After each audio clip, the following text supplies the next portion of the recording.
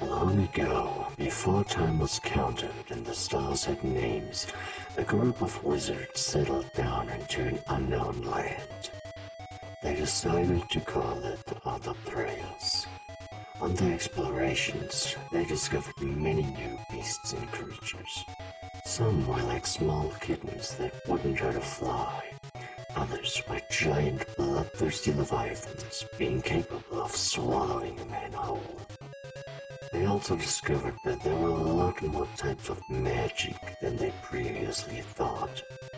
But before they had mastered the art of the Osmavor in this land, they discovered so much more.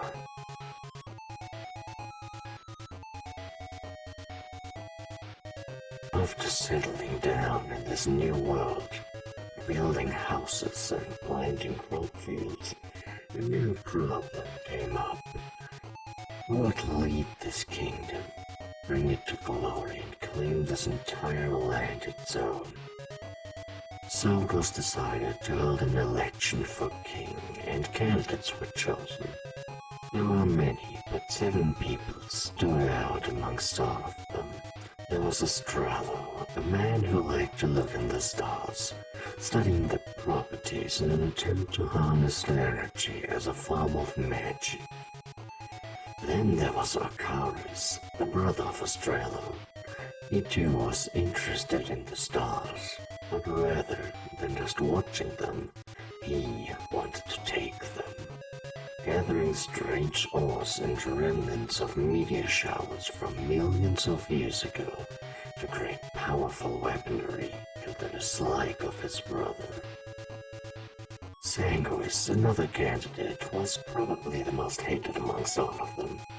It was said that he was a master in blood magic, performing strange rituals in his house, even going as far as gifting life into a piece of armor. Though, while he was often looked down at with disgust, the people that didn't said he was a genius centuries ahead of his time. Sukaru, a dear friend of Sanguis, was also a candidate. He was generally viewed in a better light than his friend, though was also still far from loved. There were rumors that he was studying a strange and destructive form of magic that, while requiring blood to function, did not need precious life to be taken away. Idolus was a priest, though his appearance was far from holy. He did not worship an angelic being, but rather a foul, dark creature known as the Elder God. It was said that this creature gifted him with a sight that could crystallize one's soul into a solid gem if touched by it. Another priest presented herself in the form of Corelia. Her job was to burn the deceased and repel demons and evil spirits from the lands. There were also rumors that if you managed to get on her good side, that you might revive some of her pets. The final and by far most popular candidate was Botanus, a gardener, though he wasn't just someone who helped in the field. No, he was the lead mage in the magic system of Botania, which uses the power of different flowers and fairy creatures to forge artifacts with great power. Though he was loved by the people, he was hated by most of the other candidates due to his soft and forgiving nature.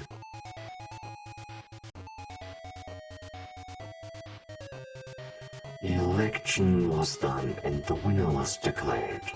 To the shock of few, Botanus won the election with 44.8%, followed by Estrella with 25.2%, and everyone else surprisingly with exactly 6% each. This infuriated the 5 candidates, so they together gathered the flowers and tried to attack Botanus' castle while he was celebrating his victory that same evening. This attack, however, was quickly stopped, since Botanus' followers weren't just stronger in numbers, but also had more powerful weaponry as well.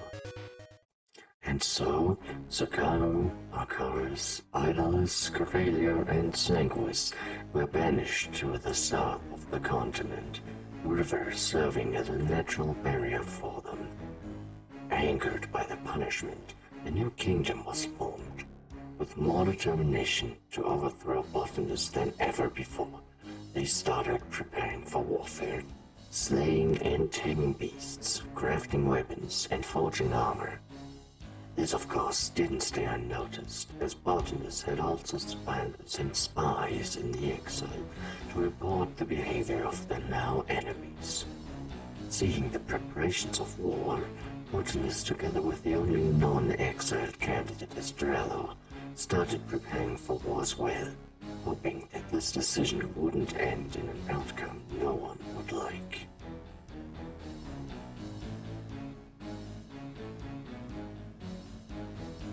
For many years, no, decades, furious battles raged on over the entire land. Millions lost their lives, and it seemed like this war would never end. That is until Arcoria, the daughter of Corelia and Dracarys, and current emperor of the Dark Mages, requested to meet Bocchino, the son of Botanus and leader of the Light Mages, to have one final battle against one another, to finally settle the war. Bocchino accepted, fully knowing that Arcoria was planning something. They both arrived in a plain field in the middle of nowhere, with no troops of either side to be seen. They both took a few steps forward, not saying anything, until vultures rained from the sky, clashing assault with each other only seconds after. For hours the battle raged on, no side seeming to lose any ground, until Bocchino managed to land a fatal blow on Arcoria, so she decided to use her final weapon. She pulled out an explosive mana staff, charging a giant beam of pure energy. Lightning struck from the sky, seemingly killing soldiers from both sides in the process.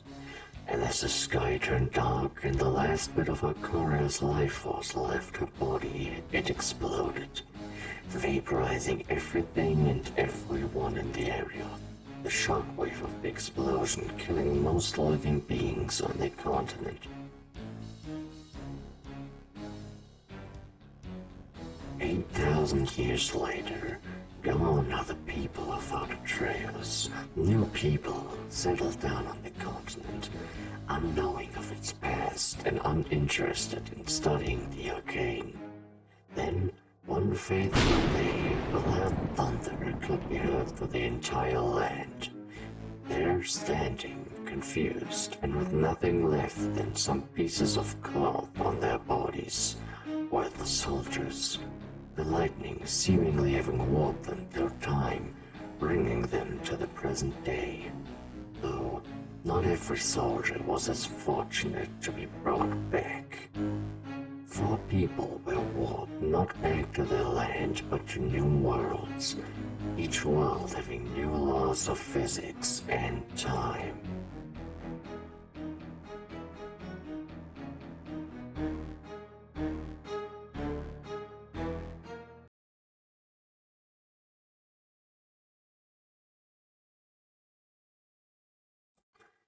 Each of the soldiers had a shard, a fourth of a powerful crystal capable of opening a portal back to Ardotreias.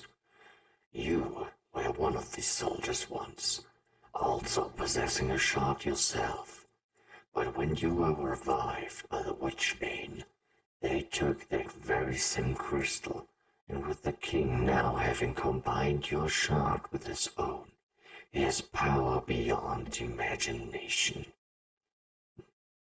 Now that my side of the deal is done, we come to your newest task. I order you to destroy the king and his followers and take the shards back to me. Only this way there's a chance of you ever returning to your homeland.